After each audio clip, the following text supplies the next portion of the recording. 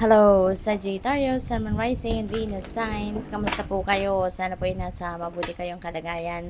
Welcome back po sa Star Tarot. Kung bago kayo rito, welcome din po kayo.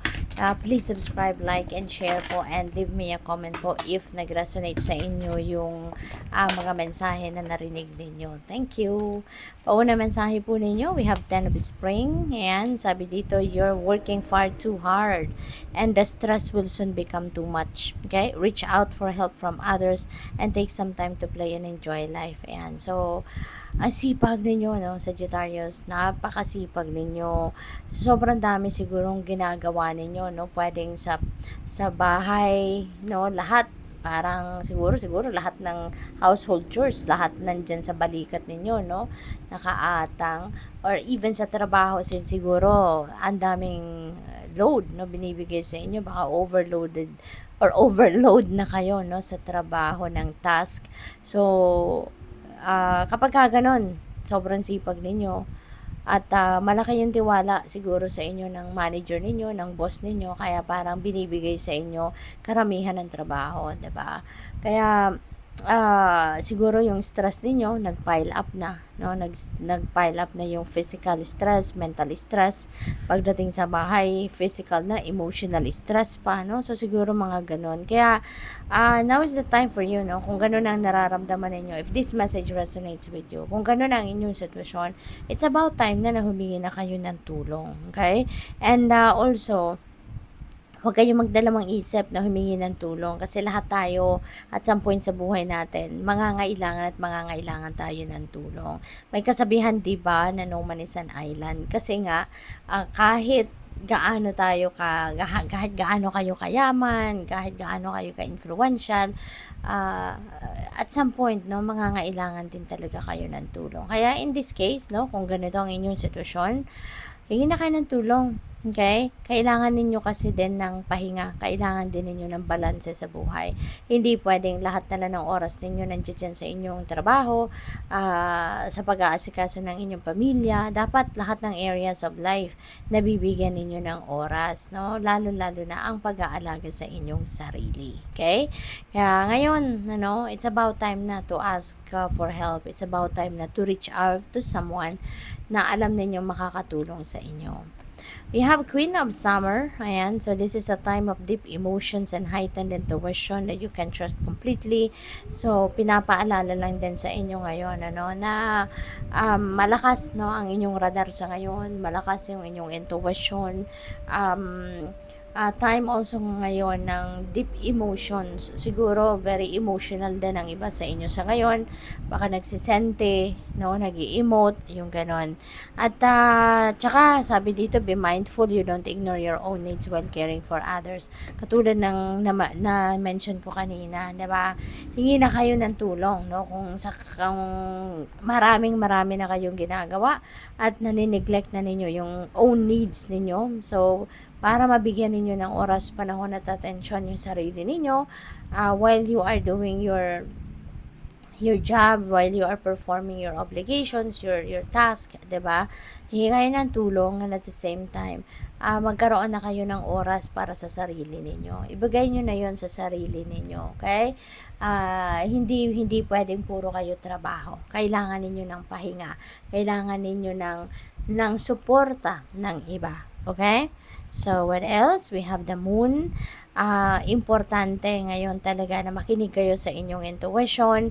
Probably maraming intuitive messages or intuitive nudges that are being sent to you, ang universe. At kung ano man yung mga kailangan ninyong pagdesisyonan siguro sa buhay sa ngayon, make sure na pag-isipan ninyong mabuti.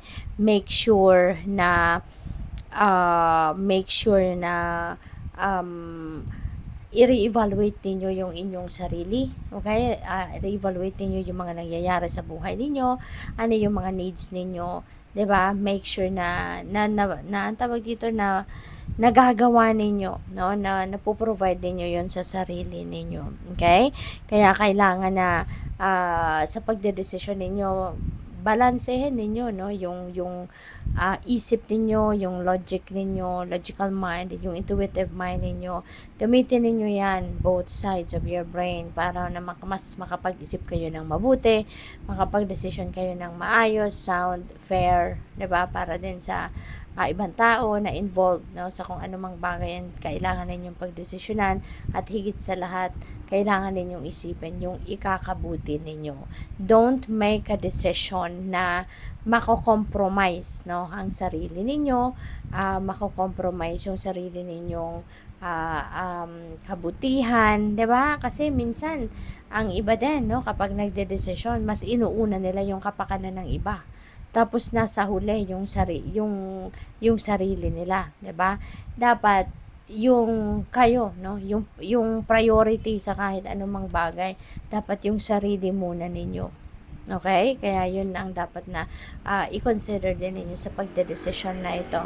Napakaganda. We have the sun energy. This is the most optimistic, most positive, no, na energy sa buong tarot. And sabi dito, your plans will work out well. So, napakaganda kasi things are going to be in your favor. Yung mga plano ninyo sa buhay, yung mga endeavor ninyo na sinimulan na ninyo, ventures ninyo na sinimulan ninyo in the past or lately, ngayon siguro magiging maayos ang lahat, magkakaroon ng positibong outcome, magkakaroon kayo ng successes.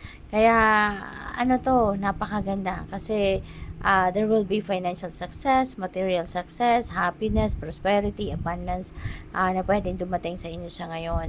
Pati na rin kung may mga problema kayo, the sun is going to shed its light, no, sa inyong mga problema, and it will be fixed, no, it will be all right. Kaya napakaganda nito. Okay? So, what else? Tignan natin kung ano pa yung mga mensahe para sa inyo. At tsaka, I would like to say thank you, no, sa lahat ng suporta na binibigay po ninyo sa aking channel, doon sa mga nagdo-donate, nagsisend ng super thanks, maraming salamat. Pati na rin sa mga hindi nag-i-skip ng ads, maraming salamat for your time and support po, no? Thank you. So, we have repairing the veil, forgiveness. Napakaganda rin ito. Siguro ngayon sa Sagittarius, no, your heart is oozing with love. Mawawala na yung galit, yung mga resentments na yan, isasantabi nyo na yan. There is acceptance na sa puso ninyo of what happened in the past. Kung meron man kayong nakaaway, meron man kayong hindi pagkakaintindihan with someone, isinasantabi mo na yan. And there is acceptance and willingness to forgive. So, napakaganda. Diba? Kasi maluwag na yung puso ninyo, maluwag na yung isip ninyo rito, na malalim na ngayon ang understanding ninyo of what happened sa buhay ninyo in the past. Kaya ngayon, you're moving forward, moving on, no, from whatever situation that is na, alam mo yun, yung pag-aaway, hindi pagkakaintindihan. So, you're ready to forgive na, no? So, what else? We have perfect storm, the courage to step into life. Ayan, kasi siguro merong mga problema na maaring pinagdadaanan ng iba sa inyo lately. And ngayon, you are going to step into and that challenge, no, sa buhay ninyo, na haharapin nyo na to squarely. At mag-ano kayo, you're going to activate your courage and inner strength for you to be able to face it. At yun nga, no, magiging magiging courageous, no, na kayo sa ngayon, and you're going to step into life na punong-puno kayo ng determinasyon, punong-puno kayo ng tapang, punong-puno kayo ng lakas ng loob para harapin, ang mga sitwasyon na ito. So, we have Magician, Sword, Confidence in your magic. Ayan. So, napakaganda kasi ang iba din sa inyo dito sa Sagittarius is also going to use your or ang tawag dito, ipapakita ninyo, i-display ninyo rito yung inyong confidence, no? I-display ninyo rito yung tiwala ninyo sa sarili, i-display ninyo rito yung tiwala ninyo sa sarili, determinasyon ninyo, at ang yung drive ninyo, no, para mangyari kung ano man ang mga bagay na gusto ninyong mangyari.